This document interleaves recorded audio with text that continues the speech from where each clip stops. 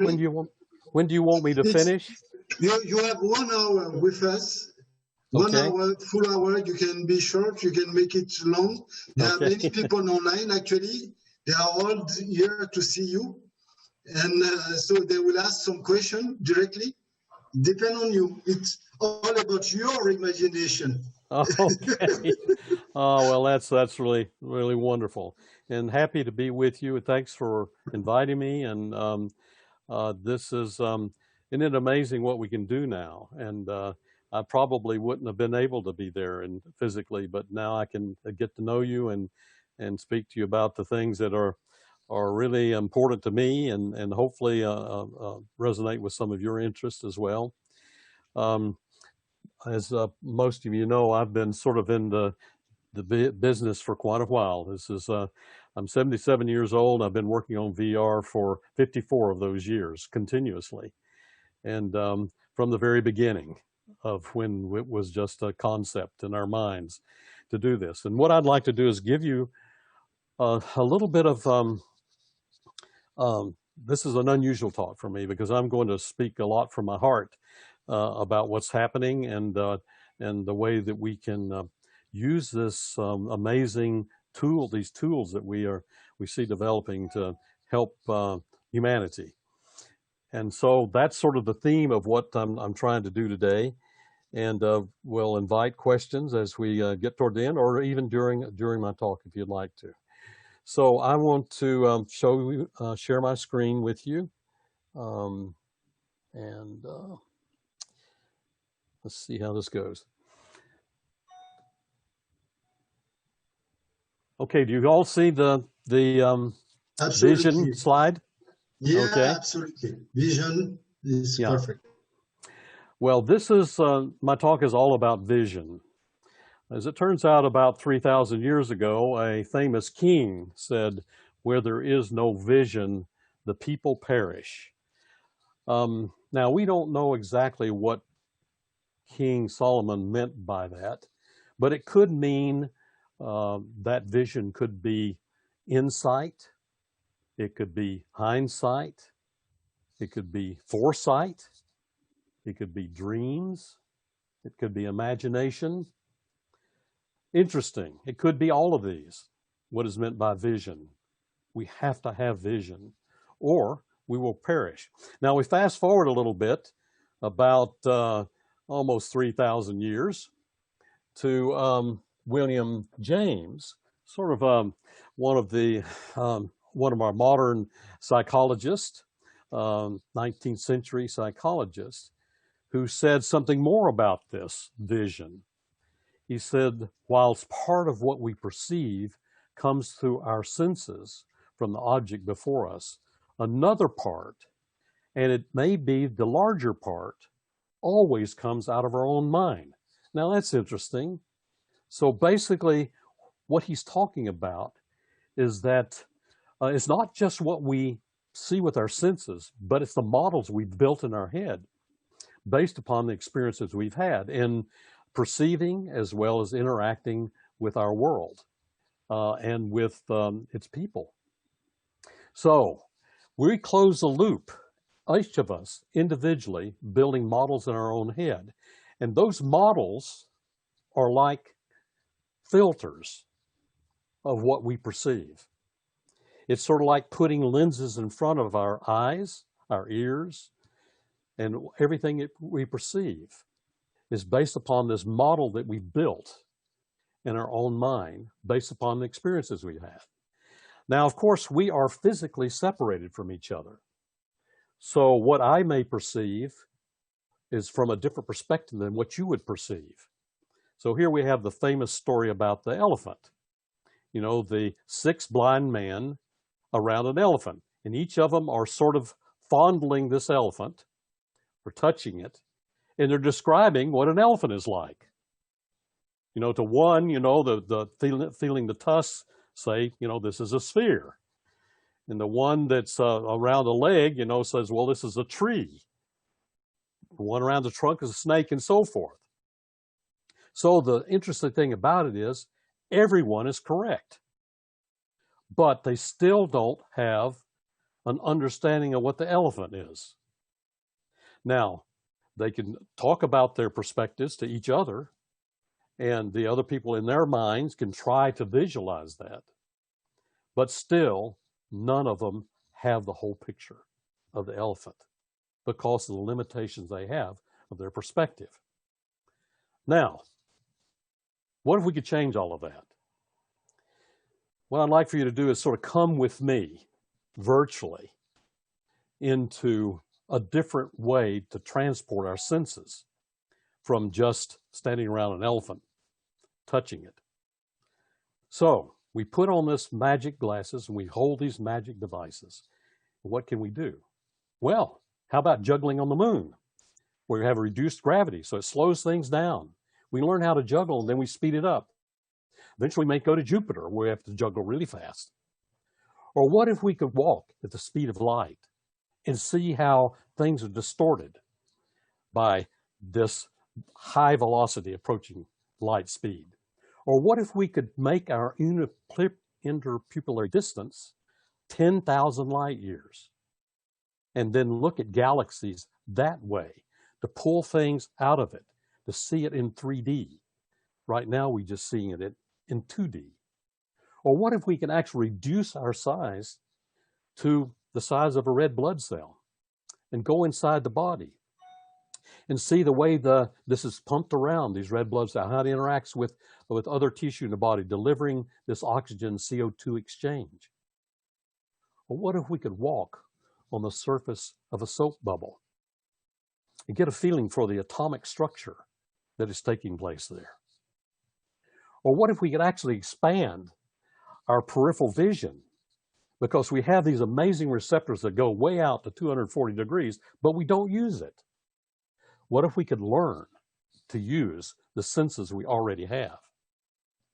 What if we could actually look through another person's eyes? We could go where they're going and see what they're doing from their perspective. We could actually put on their skin color and find out what it's like to be another person. Or what if that remote person could also guide us?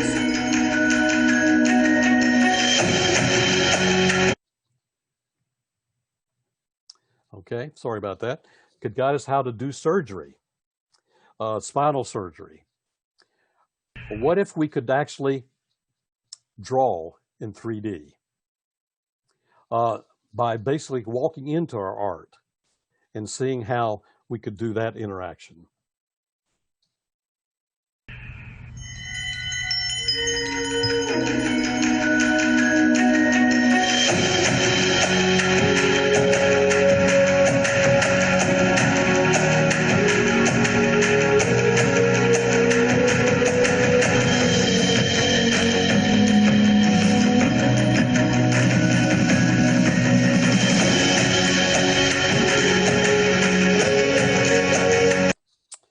Okay, hopefully most of you have actually had a chance to play with Tilt Brush.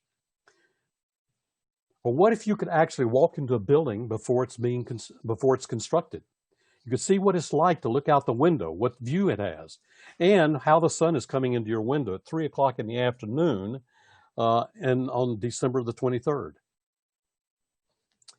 What if you could actually build a building without blueprints, where you're basically putting physical structure where the virtual structure is located? Well, what if you could pilot a starship with your family, where you could actually travel at warp speed, 9 times the speed of light, and go visit other worlds and send out probes to investigate and learn about astrobiology and what it would take to actually support life on another planet? What if you could be with your grandmother on her birthday? She's on the other side of the country, 3,000 miles away, but together you go to Machu Picchu, where she always wanted to go. And then later, a few months later, invite her to your daughter's birthday so she could be there and enjoy that. What if you could treat pain, especially acute pain, without taking any drugs, no opiates? All you do is put on a headset, and that you're immersed in a virtual world. And instead of experiencing pain, you're so involved in the virtual world, you don't notice it. Or what if you want to continue on and treat these disabilitating phobias that you have, like arachnophobia, or maybe PTSD, and treat those in unprecedented ways? What if you could go into a virtual forest and become a tree and grow up and understand how it's important to have sunlight and moisture and the nutrients of the soil, and that your friends, one friend becomes a squirrel, another friend a bird, another one an earthworm, and you begin to role play in these particular settings and understand the importance of ecology and balance in nature?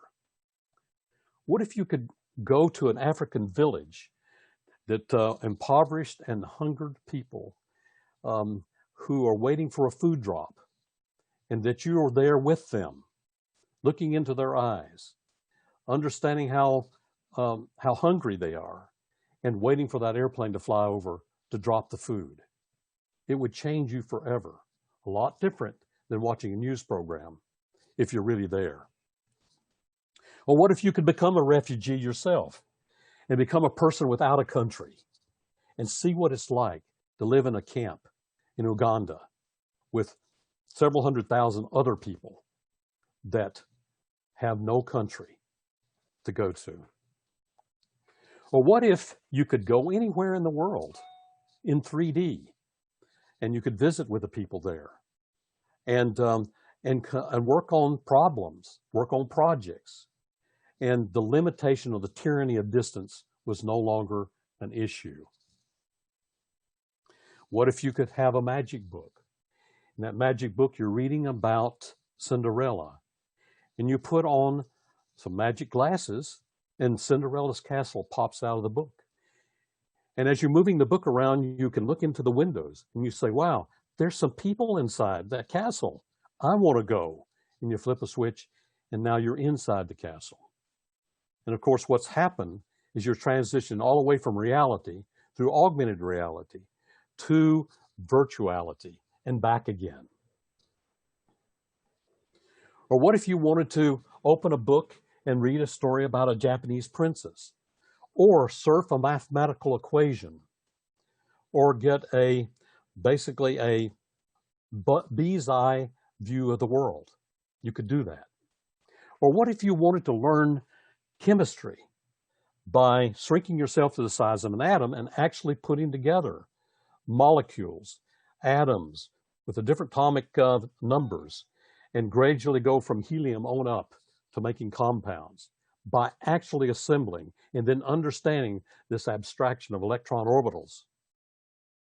Or what if you went into a Pythagorean theorem kingdom, and you had this friend that landed on your shoulder that was an owl, and this owl speaks into your ear and say, we have a problem. We need to rescue this person that's in a burning building. And you can go there and then determine, basically using Pythagorean theorem, what the length of the ladder needs to be in order to rescue this person in the building. Or what if you were a middle school student?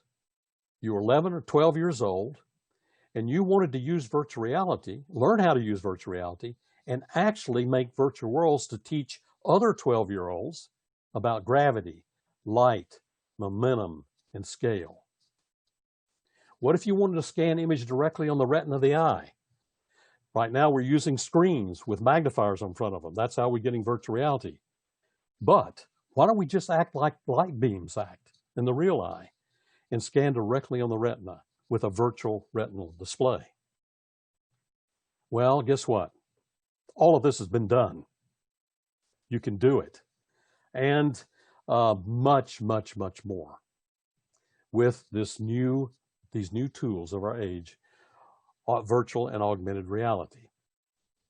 Now, it turns out that virtual reality actually came from the term in optical physics of virtual images. Here you see reality, the mountains that are pointing up, and the virtuality with the mountains pointing down. That is a mirror image. That is a virtual image. So a virtual image is an object that you see that appears at a particular place in space, but isn't really there. Or you hear in a particular point in space that's not really there. Or you touch that's not there. That's what we mean by virtual. And the virtual reality was always there, but we didn't have a way to access it and use it. So where did all this come from? Where did the VR actually originate? Well, let me tell you my story. I was there at sort of the beginning in 1966 when I began my journey. And my first job was what I call sharpening the sword.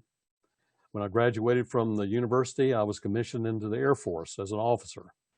And my job was to determine how in the world to build interfaces between pilots and advanced fighters.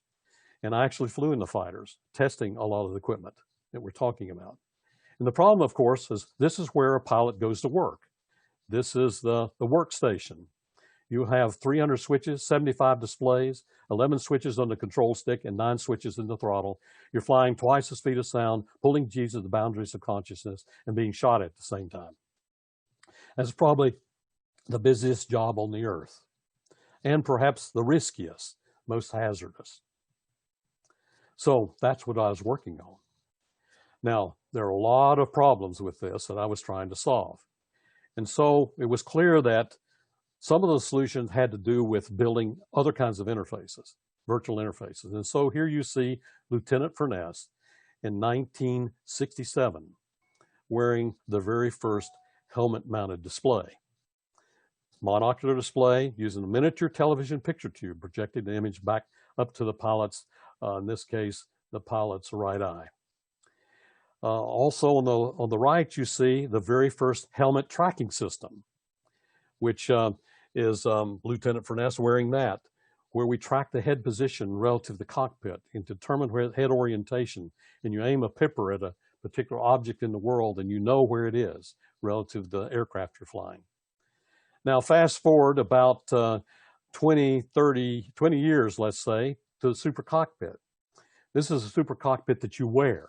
This is a cockpit you put on a magic helmet, magic flight suit, magic gloves. You have three-dimensional information projected into your eyes through holographic lenses and to your ears, binaural sound, speech input, and also tactile and hand tracking. This is all done and demonstrated in my laboratory at Wright-Patterson Air Force Base with the Darth Vader simulator. So what we're going to do is convert what you see as the normal cockpit, this is the simulator part of it, to this cockpit, where you basically are creating a picture for the pilot, which is a fusion of information from 50 different computers into this big picture. This is what you'd see it flying at night. If you're flying in daytime, you'd see through it, what we call augmented reality, or at night you'd see virtual reality. And you'd change the transmission of your visor as you look through it. Now, it's taken a long time, but that technology is now being used today, the Joint Strike Fighter. And over the years, I've worked on a number of applications, not only in the Air Force and the military, but also for NASA, for their simulations, doing the Hubble Space Telescope repair and the space shuttle itself. So that's sort of a quick view of the first 24 years of my career, working on the beginnings of virtual reality and all we discovered, the core technology we now are using today. Now, my second job was actually to become an academic by beating my sword into the plowshare and locating at the University of Washington in Seattle, where my laboratory was actually set up in order to build virtual reality technology, build an industry, and educate these students all at the same time. I'm happy to say that we have spun off 27 companies. We've generated over 300 patents. We have those companies aggregate, the ones that are trading on publicly or have an aggregate market value of capitalization of, I think it's $12 billion now. And this was done with my students. And the way it was done is actually in a multidisciplinary environment where we had students from all of the departments around the campus.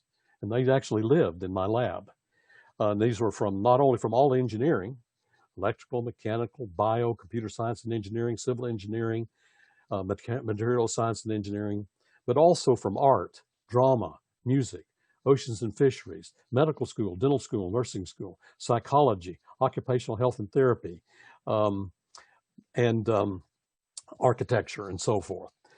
And it was wonderful because what happened is I put these students into clusters of 4 students. And there may be a psychology student, there may be a drama student, a occupational health and therapy, an electrical engineer. And what you get is 4 patents a week from those students because they had the different perspectives I was talking about and looking at the problem. They even had to create a common language so they could communicate with each other. But when you get together, perspectives together, miracles happen. Here are some of the miracles. The virtual vision display, which was actually patented in '92, became the first commercial virtual display. Is one of my patents. And then the virtual retinal display, a little bit later, where you scan an image directly on the retina of the eye. And then the augmented reality vision. 1999, we started the first company, AR2 Works, for augmented reality.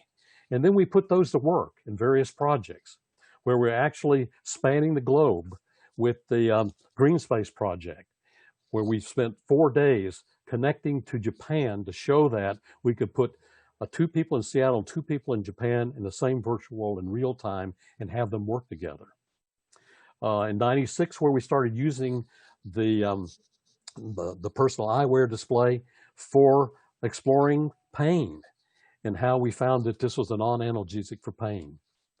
And also for training and for building these missions like in the Starship.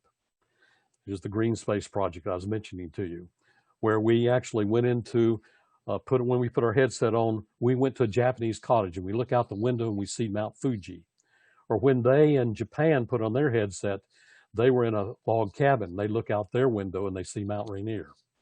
And together we actually played a game with 4 of us in real time. This is in '94, we did this. So my career spans 54 years, and not just me. There are lots of others that have been remarkable friends and colleagues along this journey. And I've learned quite a bit of lessons, a few lessons in this journey of 54 years. First of all, one of the things that happens when you put on that headset is it becomes a world of wonder. It lets you experience and explore wonder in an unprecedented way. As a matter of fact, when I put on the headset, I become a kid again. And I play, and it's so fun. You can be present any place, anytime. And because of the immersion and virtual reality and the interactivity you have and the use of your proprioceptive cues and things like that you can't do with a screen and with a mouse, that allows you to awaken spatial memory and record things in a way you'll never forget it. You can actually look through other people's eyes and get their perspective of how they're being treated, what the work they're trying to do, and so forth. And this is an amazing way to move our minds, because without moving the atoms of our body, we're able to move our minds into these new worlds to get these new perspectives. And we can rapidly simulate complex information, as we found in those fighter cockpits. We can actually change physics. We can have worlds that have no borders and no gravity, or a greater gravity, or we can change Planck's constant. This gives us a way to amplify our intelligence in unprecedented ways. And I mentioned it is really a lot of fun. So all of these were actually part of my motivation for starting the Virtual World Society. I'll get to that in a few minutes. But with this immersion, it's like splitting the atom. We're unleashing enormous power, enormous power. And the question is, how do we use it? Because when we split the atom, we can use that power for good, for serving humanity, or we can blow ourselves up with it. In terms of the atom, splitting the atom, we blow ourselves up from the outside in. With virtual reality, we're playing with fire, and we can actually destroy ourselves from inside out. And so we have a great responsibility, just like with splitting the atom, and how we use this technology, to use it for those things that are going to lift and edify. Now, while all this is going on, all this work in technology that I've been engaged in, there are things that really weigh on my heart and mind. And I mentioned I wanted to speak from the heart a little bit on this. Here are some of the pulls of my heart. Desolating scourges we see with the pandemic and with AIDS.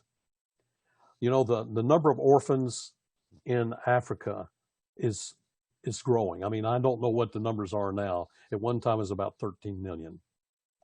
It's a long goodbye to the ones that they love. And on the right, how ridiculous and wasteful is war, where those young people that are in those boxes are sent home with a flag on them. They no longer have their life to live because just a few people on the earth made a decision to fight each other. What a waste. Look at this. This is the Arctic wilderness. Decisions have been made to drill oil there. This beautiful place, this nature preserve, oil wells will go there and pipelines so that we can sit in our cars, you see in the middle picture, and idle, waiting to get around, to move our bodies. It turns out I had an opportunity to speak at a conference in Japan many years ago. It was a transportation conference sponsored by the Ministry of International Trade and Industry. And I was the only tech guy there, the IT guy. and so all of the presentations were about the marvelous things that were happening in transportation, air transportation, rail, automobiles, things like that. And then I was the last speaker, I think intentionally by the organizers of this meeting. This was all interpreted, of course. And so I started showing slides. I showed slides of this picture and oil wells and tankers, oil tankers, oil spills that came from the tankers, showing the dead animals that occurred, refineries spewing out smoke, the tankers that were taking the petrol to the filling stations, people lined up at filling stations, and then people sitting in traffic like this. All I did was just show these slides. People began to sort of move around and squirm in their seats saying, you know, who is this guy? What is he doing? Sort of raining on our parade. And then I asked the question. I said, how many of you, and this is in Tokyo, I said, how many of you spend 1 hour commuting to your workplace? All the hands were up. Then I said, how many spend 2 hours commuting to work? All the hands were still up. I said, how many of you spend 3 hours? Now, this isn't pleasant commuting, by the way. This is where you're standing and being jostled around in a subway or train or whatever. Now, the hands began to come down. 4 hours. Now, finally found out there was a guy that spent 5.5 hours a day commuting to work. Then I asked him, okay, well, what do you do when you get there? Well, I go into my office, I sit at my desk, I turn on my computer, I answer some email, I go to some meetings with my colleagues. We do go out to lunch occasionally. And then I do some more of that and then go back home. And I ask the question, what is wrong with this picture? It turns out in February, there was a conference that was put on by educators in VR, mid-February. This was before the coronavirus lockdown. And as it turns out, the organizers came to me and said, we're thinking about doing a little conference about how we can do education in VR. And we'd like for you to speak at it, if you'd be our keynote speaker. And we thought about asking maybe 12 or 15 people to participate in this VR and Education conference, and we'll do it all in VR. We'll be all immersed in virtual reality in doing this in alt space. And I said, well, sure, I'll be happy to do that. So they put out a call to see who would be interested. And instead of getting 15 speakers, they got 174 speakers. They had 150 events over 6 days, 24 hours a day, and every continent was represented, even Antarctica. I met people I never would have met otherwise. It was a happening. And everybody looked around and said, wow, and these people never would have had a chance to go to a conference, many of them. Too expensive. The air travel to get there, the hotel expenses, everything. And here we were in the same space. And instead of spending 1.5 million pounds of carbon producing that, we produce about 200 pounds of carbon. And a lot less expensive. And people from around the world could attend in their own time zone. What about my mother? We now have the highest growing population segment in the Western world are the people 80 years old and above. What kind of life are they going to have? Where do they go? In many cases, we put them in homes where they wait to die. And they're isolated from their families. Where do they go? My mother is now has died a few years ago. In the last few years of her life were miserable because she wasn't with her family. And she had really no place to go except the other people, old people that were around her, who were also dying off. What kind of world will my grandchildren have when the earth in which they live is actually being destroyed by humans?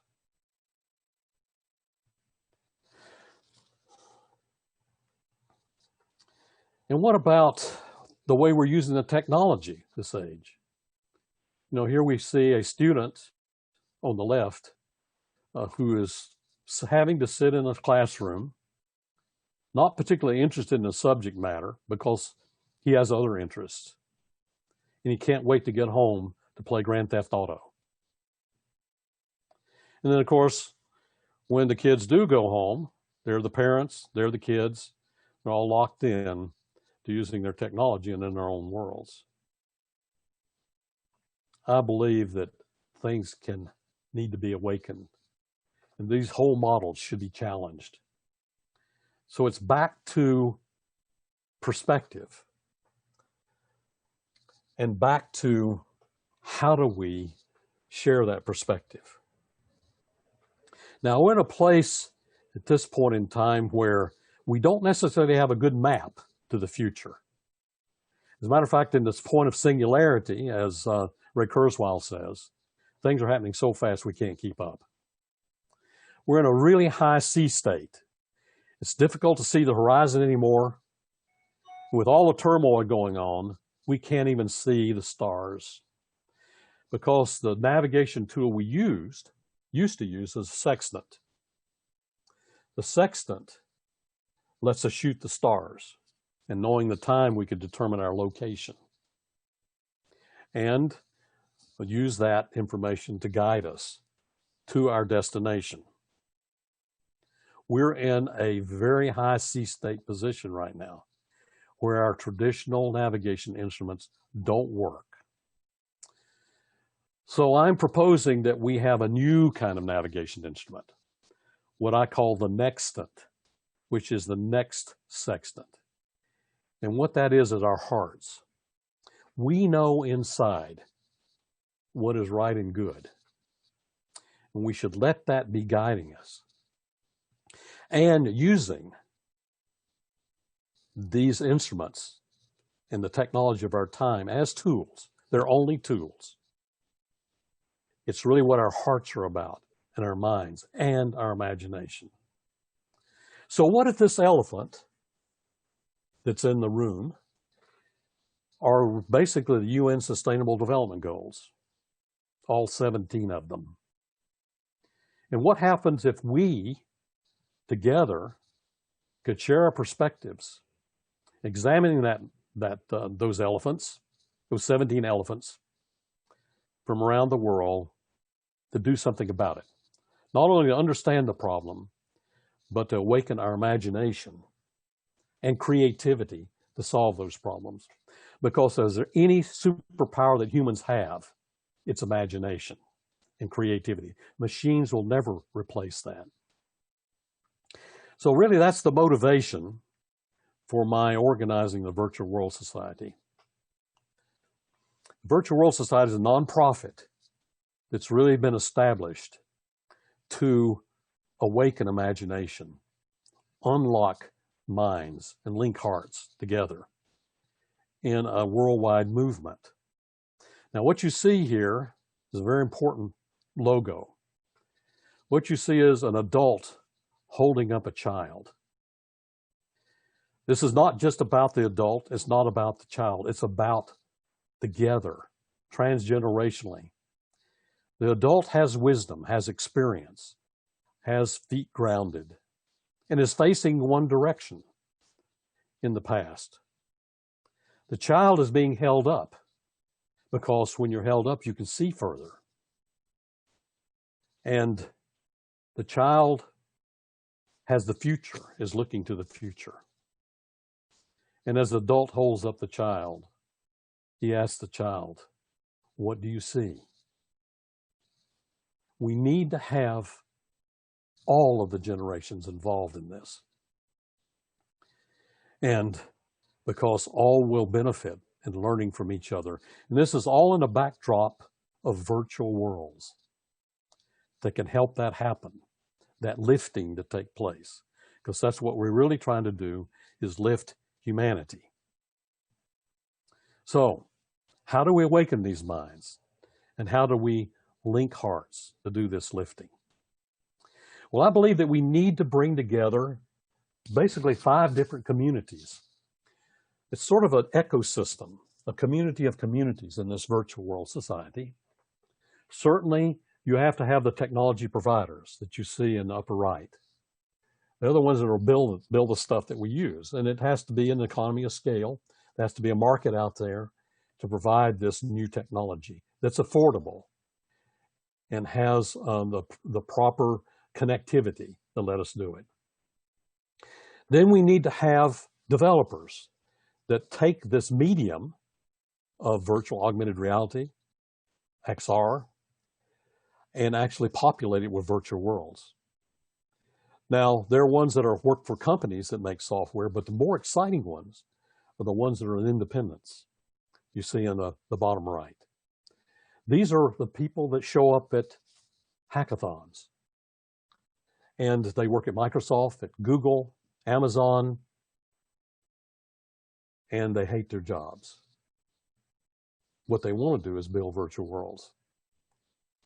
And when you harness those volunteers to begin with, they build worlds that have to do with goodness that can be provided to other communities and which address these sustainable development goals.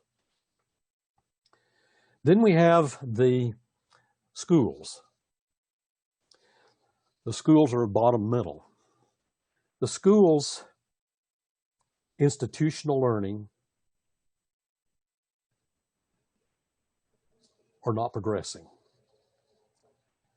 In the US, we have a real problem with standardized tests.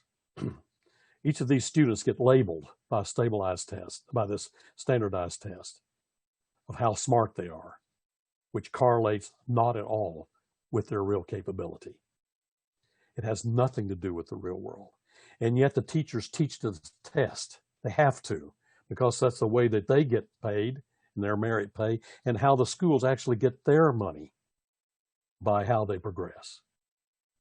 And we're doing a real number on these kids, because when that child was in the home, was imaginative, creative, once they go to school and sit in a room, yes, they have to learn the times tables. Everybody's going to have to learn the times tables. But then their individuality and their bliss, the things that really turn them on, somehow get suppressed. Schools can be a lot better than they are now. And they will be there. They won't go away. But the real classroom of the future is the home. The home really was always the classroom. This is where you learn your emotional intelligence, pretty much. And when you learn about families, you learn about loving and things like that. It turns out parents aren't particularly good teachers in the home because they have role models, depends on their role models, I guess. But they can learn to be better teachers. And also they can learn to be better students as they look at what their kids do. And in many cases, get out of the way because of the future that those kids can bring to us. I've not seen a kid that was dumb. I've not seen a kid that is not intimidated by technology. Those 12-year-olds that I showed in the slide are for real. They were building virtual worlds to teach other 12-year-olds about STEM subjects and STEAM subjects, including art.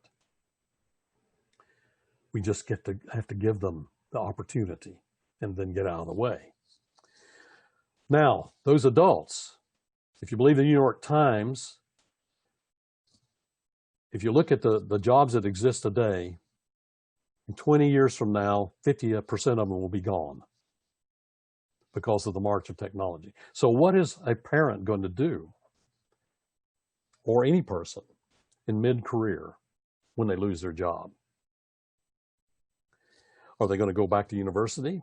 Are they going to go some kind of vocational school or back to high school? No. They've got to survive at the same time. The home is going to be that classroom that helps them learn those new skills. And education is not going to be an event.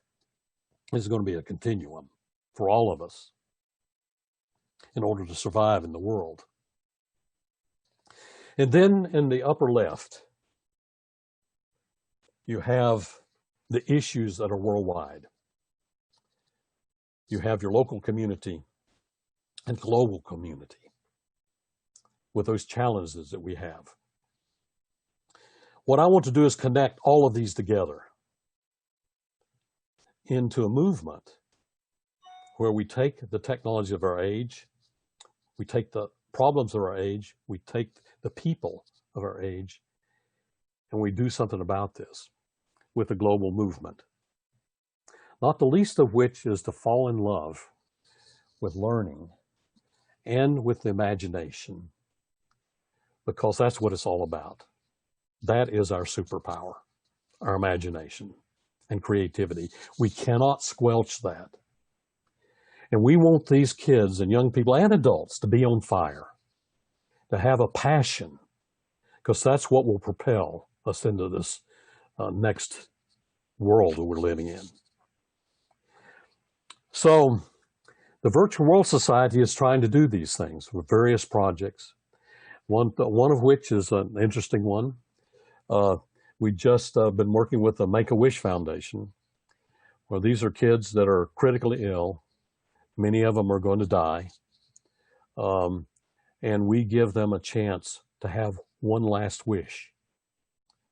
Many of them can't leave a hospital because they're so sick.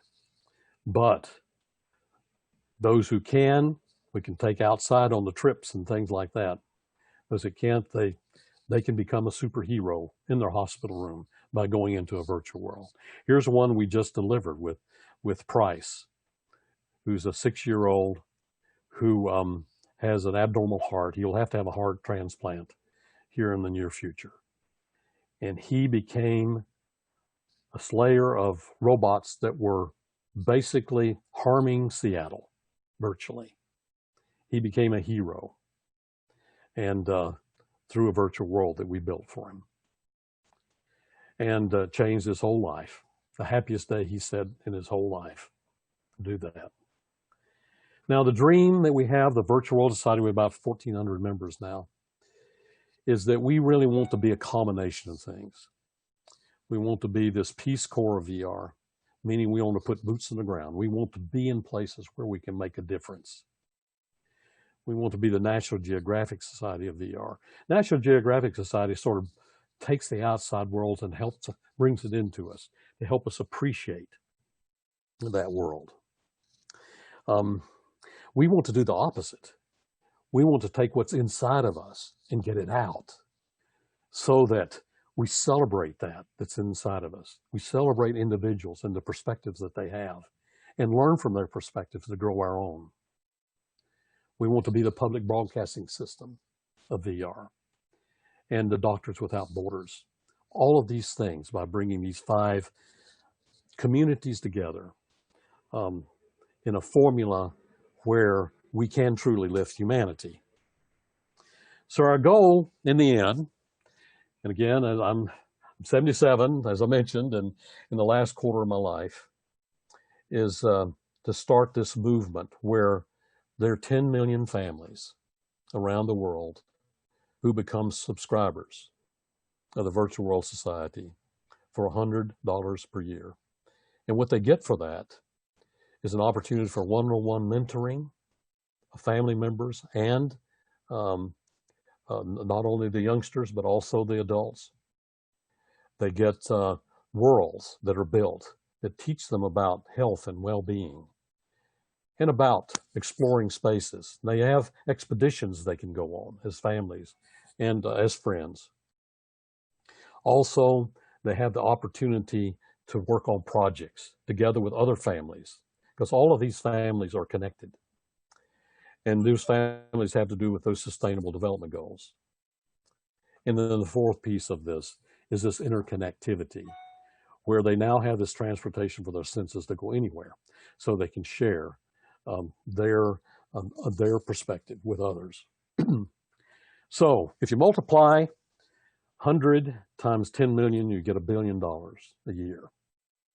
With that, we can make a change in the world, I believe. Let me sort of finish. I know I've covered a lot of different things, a lot of different topics here, but this is speaking from my heart. I want to tell you about virtual frogs.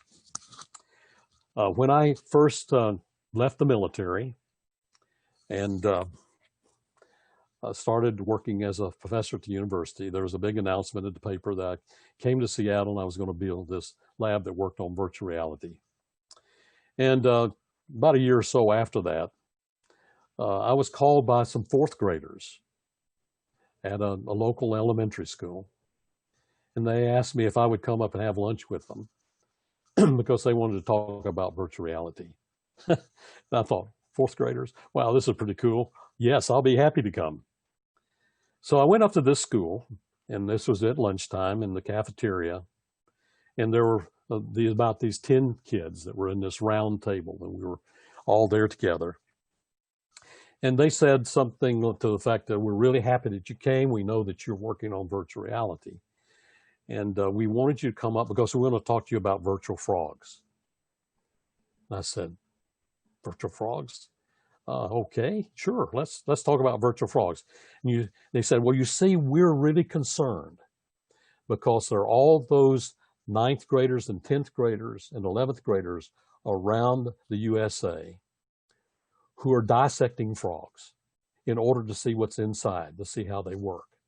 So you have to kill all those frogs in order to see what's inside. But if you could build virtual frogs, you wouldn't have to kill any real frogs, and you could see all the insides. You could actually see them working while you're cutting them open virtually. And not only that, we could shrink ourselves to 1 inch high, and we could get a frog's eye view of the world. And then we could shrink ourselves to 1 millimeter high, and we could crawl up the frog and go in the mouth, go down the eustachian tube into the stomach, and be digested and come out the other end.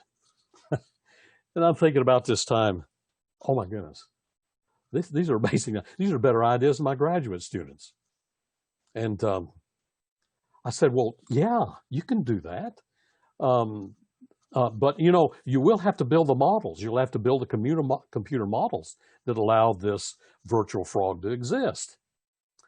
And I said, well, who's going to do that? And this one little fourth grader across the table looked at me indignantly and pointed at himself and said, well, we are. We're the only ones that have any imagination. And you know, the student was right. They have the imagination. And we tend to kill it. And so that's what we need to keep alive, not only in the kids, but in adults, and to become children again, which is what happens when you put on that headset. And those worlds of wonder, and building those worlds, and be excited about what we can do to solve those problems in the world.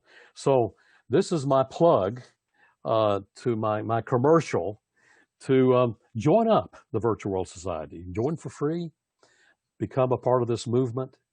It's really exciting what's unfolding, and we can really make a difference.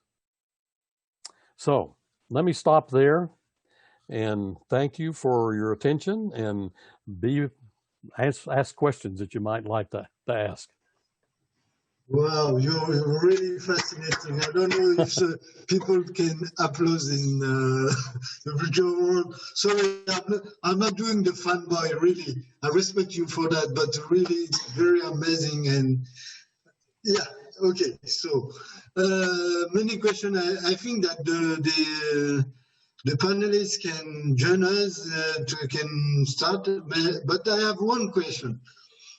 One question about the first day you have yourself, when you build your first headset, you saw something. What was your emotion at that time, your thinking? Did you think that we will be there one day? That is very, I want to know, because I know that the tech was not there. It was pixelized or many things. So how you keep doing it and be sure that it will be so great years later? Wow, that's a great question. And I do remember this occasion. I mean, it didn't happen as one single event. It sort of became a cumulative. And I showed you the head-mounted display I built and the head-mounting tracking system and putting them together. And we were moving sensors around with that. And I said, wow, this is cool. You can put your eyes in another place and look around and so forth. But really the biggest moment, the dramatic moment, is when I put on that large helmet, that I showed you, the Super Cockpit helmets, our simulator, the so-called Darth Vader helmet. And so this was lowered down on my head. And remember, this is connected to 8 VAX computers, 2 other PDP-11s, 1 and 2 Evans and Sutherland picture systems, 1 to draw the left eye, 1 to draw the right eye. This was using water-cooled electronics, because they're running so hot at the time. And we had these miniature cathode ray tubes, 1,200 TV lines being projected over it, 120-degree field of view. It was like sitting on the front row of an IMAX theater in a way, okay? So we were ready to turn it on. I was sitting there in the cockpit and this helmet coming down on my head, and got it all adjusted, enrolled in the speech recognition system, because you could look at things and talk to it and control things, your hand tracking, all this stuff.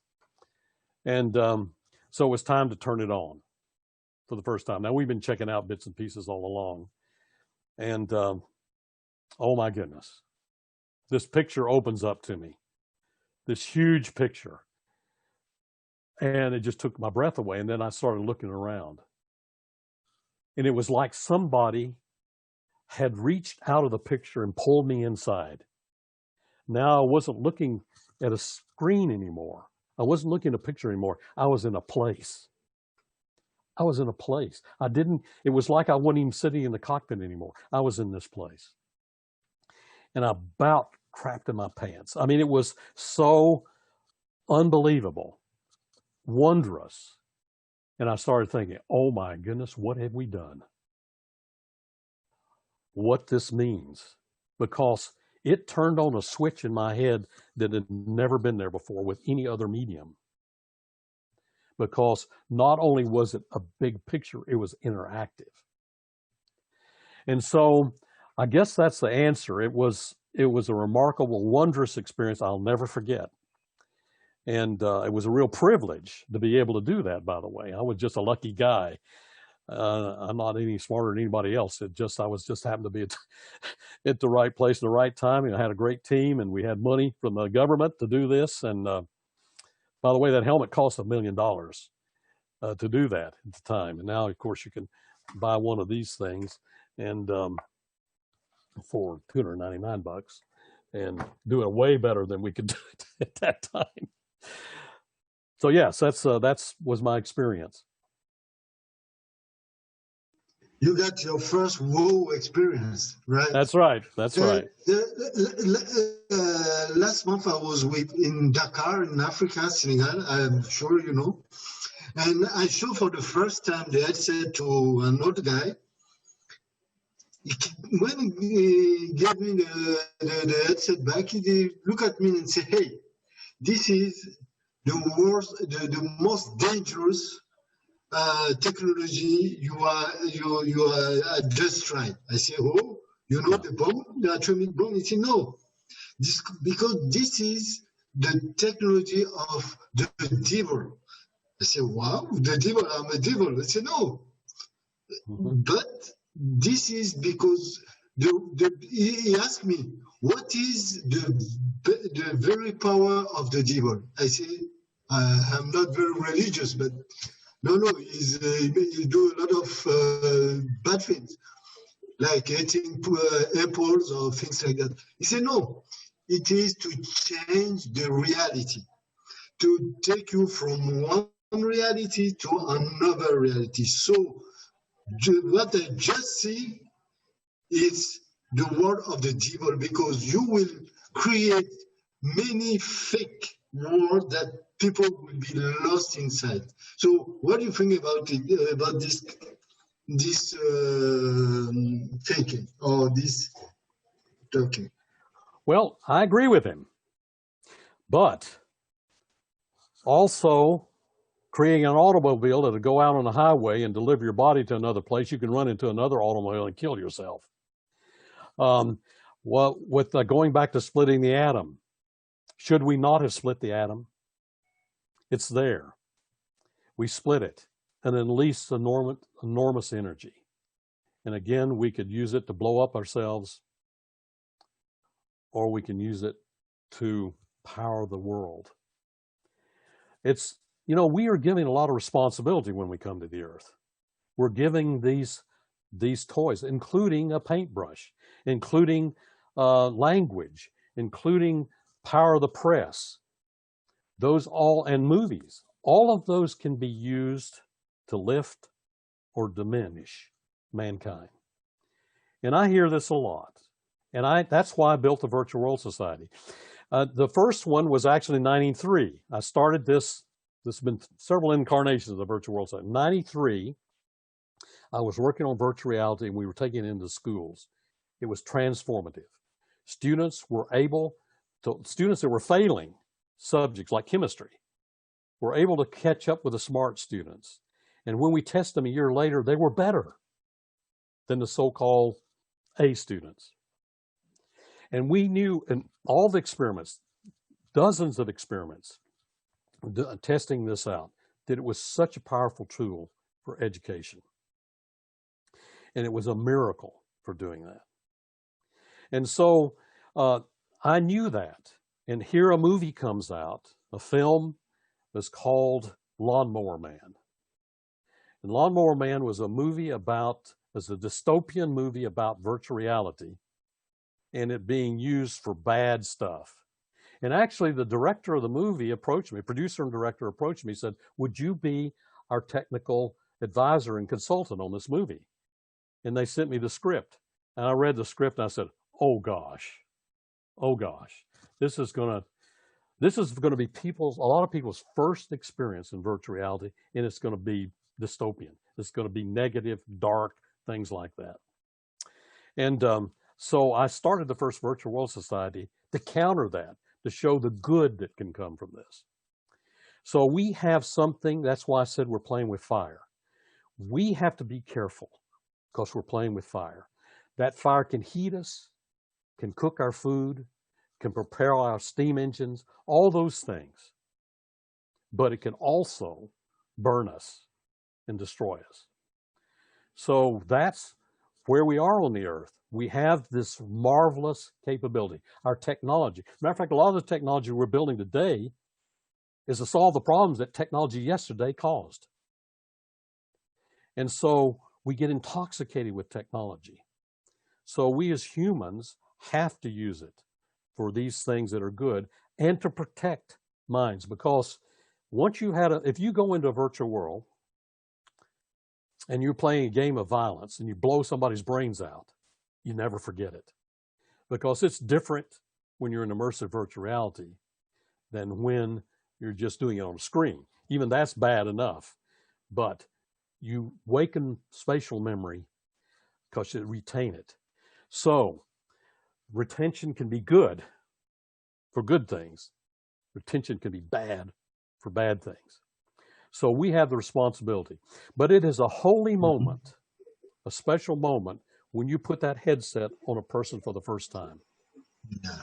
And they see it. And they say, oh, wow, this is amazing. It opens up a whole world to them. And you become a kid again. Yeah. In delight, and I play. And you know, it can be used for negative things. Yeah. It can be used for, you know, all kinds of awful stuff with violence, pornography, you name it. We have the responsibility to control this, just like we have to control our automobiles on the right, in the correct lane in the road, and we stop at the stoplights. Yeah. I mean, part of what we have to take responsibility for. We cannot blame the technology for that. Mm-hmm. We have to blame us for it. And yes, it can be a tool of the devil, but it can be a tool for heaven too. Yeah. Yeah. Thank you very much, Tom. There is some question from the attendees or the panelists. Cecilia? Or Luis? I have many questions for you, Doctor. I don't want to be too invasive or too me question, but I want people to have the chance to ask the question. Otherwise, I will take all the time. I have so many questions, and so it's you follow. Sorry, go, Constantine. Sorry, what was that? Okay. Constantine. Constantine, hi. I'm also from SSVAR, and with Jean-Philippe, we go to a meeting of XR for all. This is kind of European society. Mm-hmm, right. And the idea is to everybody present kind of project for the future, but it's not small improvement. There should be really the new World Wide Web or new Google or something really big. And I presented a project called Teacher, Leave the Kids Alone, like the famous song of Pink Floyd. Mm-hmm. The basic idea is that in the school of the future, there are no need of teacher. The school in the future, there are no need of teacher. Kids will learn in a virtual world by experience, and not by memorizing stuff. Right.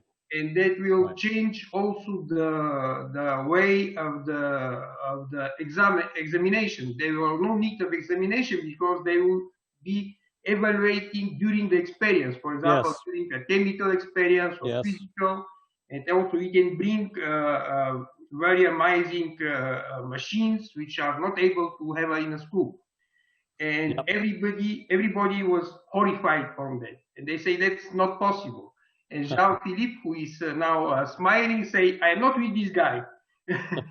And basically everybody reject, and all these guys was guys related with the virtual reality or augmented reality. So there was no people which don't know what is it. And I talked to this idea from a few friends which are professors in different universities in the States or in the UK, and everybody rejected. So this made me more convinced that this is something really new. Probably is bad, but at least is new. I want to know your opinion of about this idea to remove teachers from the classroom. Well, that's a really good question. I believe that certainly teachers who are enlightened embrace this. They realize the power of it. As a matter of fact, in this Robert Eagle Staff Middle School, where we've been doing a number of our experiments with 11, 12 years, 13-year-old kids, they're great. I mean, the teachers embrace it. They say this is the way to go. I don't think that you necessarily, as I showed when you put on your headset, I showed Archimedes. Archimedes is your teacher, actually. Archimedes, the owl that landed on your shoulder, is there to help guide you of where to look around in the virtual world and things to do and coaching you and things like that.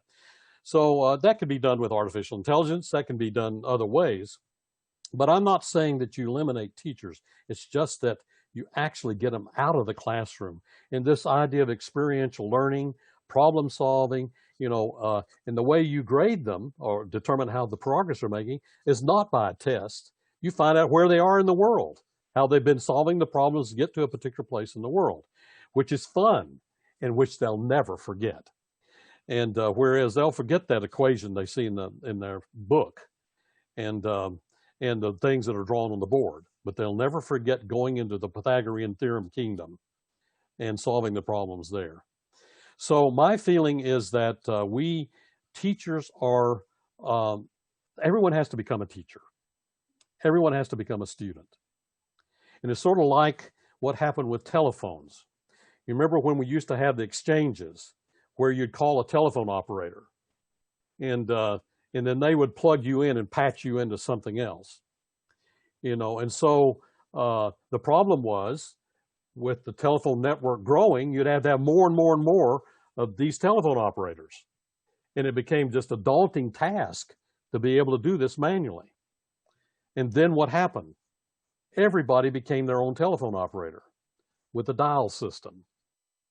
And so this is what will happen eventually with these tools. We'll all be learning how to teach and how to learn. And it's, the technology itself is, it's what you do with it. And especially the worlds that are created. So I think I applaud what you were saying. I think that the people that are enlightened, the teachers that are enlightened, see the power of this, and that it will happen. But there is a big problem here, and that is, well, twofold problem. One is schools can't afford it right now. I mean, there's more technology in the homes than we're ever going to have in the schools. When you look at all what's happening, at least in the Western world. And that's one thing. The second thing is the schools are so careful about bandwidth, giving the kids access. They can't even get anything on their Chromebooks, because they're so careful to shield it, to make sure that there's security in the system, that it just squelches the bandwidth. And so that's the problem too. And in the USA, it's not the same necessarily in other countries, but in the USA, every school district makes their own decisions.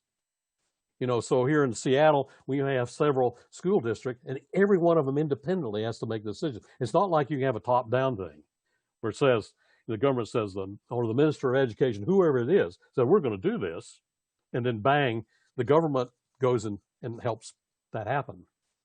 That doesn't happen here. And so it's daunting to try to get a movement of getting technology like this into schools. So there are a lot of dynamics in this. I think, again, we're just beginning to discover how this can be used in the longer term and how it evolve. I don't think we'll replace schools in the end, but I do think that the students have to be excited to go to school rather than dreading it. I mean, learning should be fun. And what you're talking about, the worlds you're talking about, experiential learning, are fun. And it's an adventure. Every day is an adventure and exciting.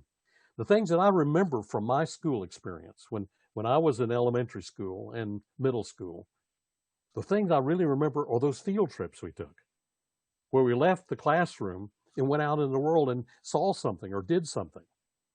That was way more influenced me than, sitting in the classroom. As a matter of fact, I was one of those, I bet teachers hated me because I was one of those kids that was just bored out of my mind in the classroom. And finally what they did, there was the middle school where I was attending at the time was actually an old high school. It used to be a high school. And it had a chemistry lab and a physics lab and a radio electronics lab in it, that was for teaching. And they weren't being used. And what the principal and my teacher decided to do is, well, let's let Tom get access to those on his own. So when other kids were in class, I had to run of the physics lab, in the chemistry lab, in the radio lab, and I had a blast. But there wasn't any teacher there. I just taught myself with all that stuff. And so that's part of the problem, is that everyone has their own trajectory and learns their own way. And what we found out, for example, with those chemistry students, we did Garfield High School in Seattle, we did this experiment where we were working with the staff. We wanted to evaluate the traditional methods of teaching chemistry, especially electron orbitals, which is very difficult for them to understand. It's really abstract. And so we were going to compare the textbook blackboard approach, the lecture approach, to a computer-aided instruction where you're looking at a screen and you can do some interaction there, versus virtual reality where you're shrunk down to a size of an atom. You go in an atom building room and you actually take the components, you take the protons and the neutrons and you assemble a nucleus, and then you take electrons out of a bin, you give them an energy level and a spin, and you put them in this orbit, this shell, and then it starts orbiting. And then you add more atomic number to increase the complexity until you start making compounds. Well, at the end of this module, when we tested the students, didn't make any difference with those 3 treatments. The smart students got it. It didn't matter, the so-called smart students. But when we tested the ones that were making C's and D's and F's, failing the course, they got the same grades as the smart students. Once they're able to get hands-on, the pedagogy, we're expecting all the kids to learn the same way, and they don't. So they caught up with the smart kids, and then when we test them, as I mentioned before, we test them a year later, they were better. They remembered it. There was a project that was done. We have, I'm sure in Europe and elsewhere, they have these too. We have these competitions for college students, making submarines, making robots, race cars, things like that, where universities compete with each other. And this is sort of a project-based learning experience for students, university students. And so one year there was a submarine contest, building a robotic submarine. And they would go into a swimming pool and have to go do things in the swimming pool. These various tasks had to be performed. And so all the big schools, the University of Washington, MIT, and Caltech, all of these big name schools were competing in this contest. And there was this high school vocational teacher in Arizona who talked to these kids that were pretty much almost dropouts. I mean, they never attended the school. Said, why don't we enter this contest? One of them just loved cars. It was loved to play with cars and motor. Another was a hacker. Another kid was sort of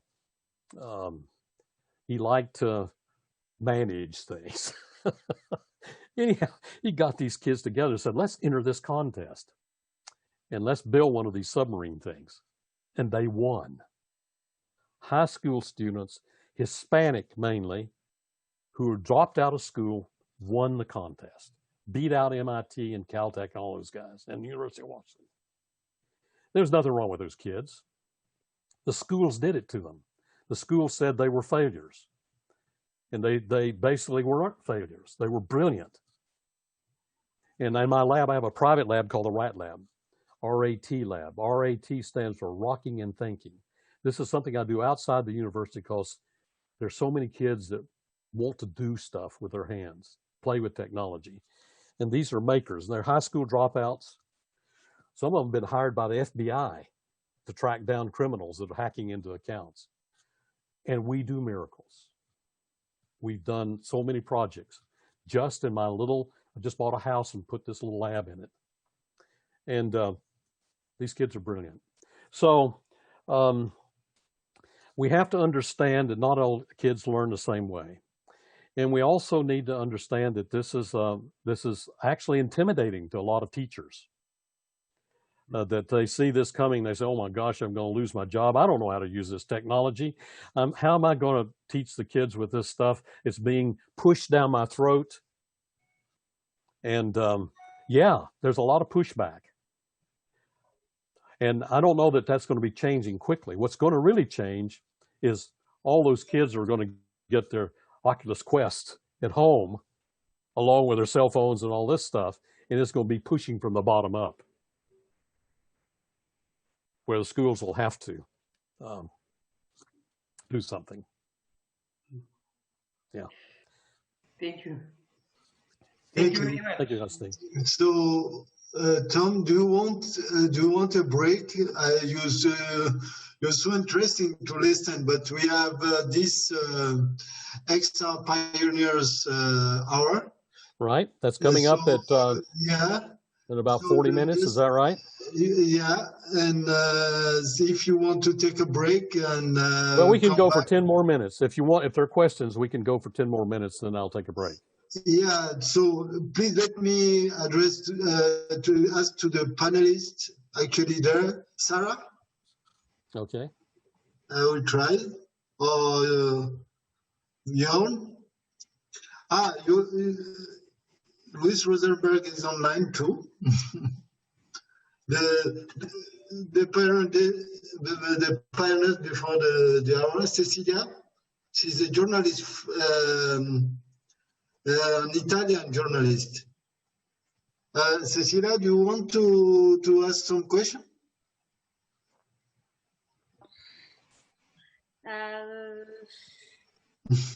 Sorry, I'm a little bit rough doing that.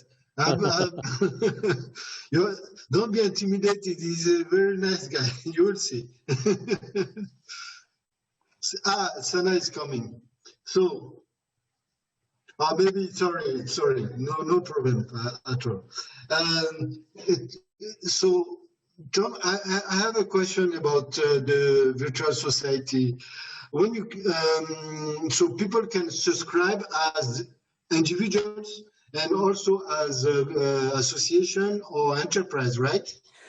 Well, yes. I mean, this is something I did want to mention today, but sorry. But we are trying to build a partnership. Now, the Virtual World Society is really a community of communities. Mm-hmm. No, we aren't going to do this all ourselves. There are a number of organizations like your own, I'm sure, that could be partners in this. And educators in VR, the Black Technology Mentorship Program, the Younga, the United Nations group.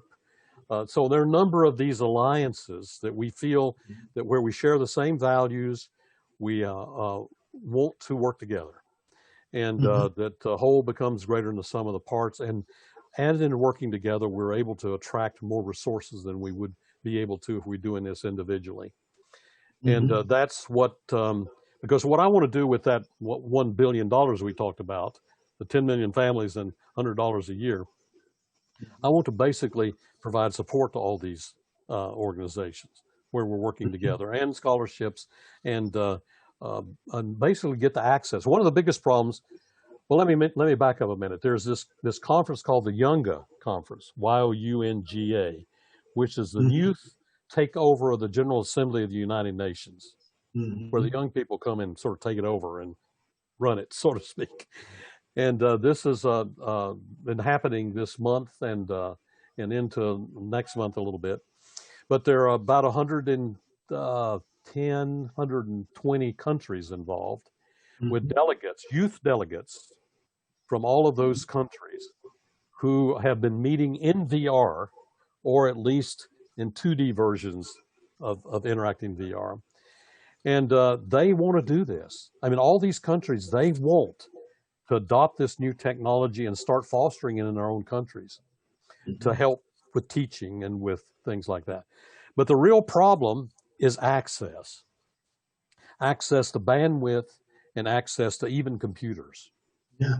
No, not much less VR stuff, but actually VR stuff, if you're talking about something like the Quest, is cheaper than probably getting a computer. I mean, it is a computer, but it also has a display built in. You have to wear it. It's wearing your computer. So I believe that these things will change. The economy of scale will bring the price down. But one of the things we want to do in the virtual world society is provide access to those people so that we're able to grow these clusters of families all over the world who work on local challenges as well as combine together. So we look at these global things like renewable energy and climate change and things like that. So there's an alliance for good that we're building with organizations like yours and like the educators in VR, as I mentioned, and the other for-profit and non-profit organizations that want to do good in the world. Okay. So you saw that we have a speaker coming to talk about XR for Peace. Mm-hmm. She's from Israel, and yes. Yeah, I'm very curious about what she said. There is a question. At what point is the manifesto of virtual reality you presented during AW 2020? Ah, okay. Okay, thanks. So you remembered that. This is Cecilia? Yeah.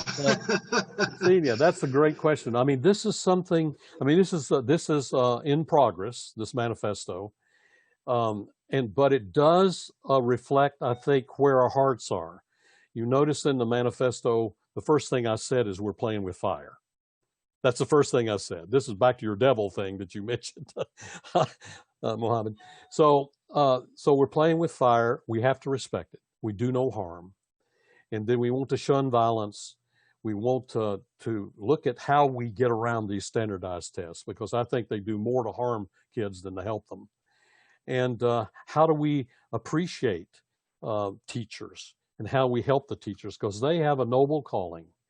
And we're not trying to put them out of a job. We're trying to help them fulfill what they want to do, what they're trying to do. And then ongoing to where we need to ultimately navigate with our hearts. And so that's the manifesto. I think there are 14 principles. There's some new ones that are coming or being added as we go along. But thank you for asking that, Cecilia. It is something that we want to, together with this Alliance for Good, be able to state what we stand for. What are the values that we support and stand for, and that have to do with lifting humanity with, and it's not just technology, not just VR and AR and AI and those things. It's really, you start with this whole notion that we want to awaken and spark imagination.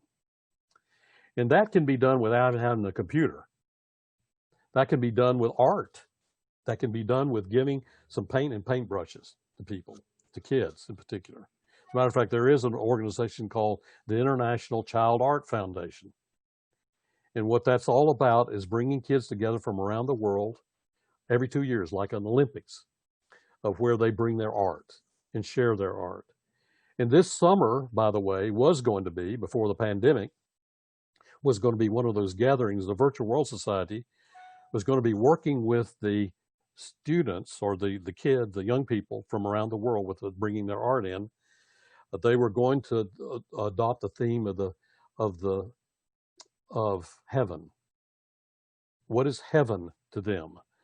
Or whatever their alternative term for heaven, their happy place. They were going to create in their art their happy place. And then they were going to come to the National Mall in Washington, D.C. We were going to be there, and we were going to help them build that in virtual world, in virtual reality, so they could go to their heaven, at least in VR. And so that was a project that sort of had to go by the wayside because of the pandemic, but it'll probably come back.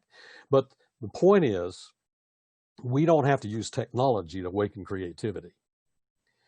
And that's why this mentorship is so important piece of it, that you don't have to have a computer and a headset or whatever, that we want the kids to be able to express themselves as well as adults. But we have to keep their imagination alive. And a lot of the media tends to take away from that.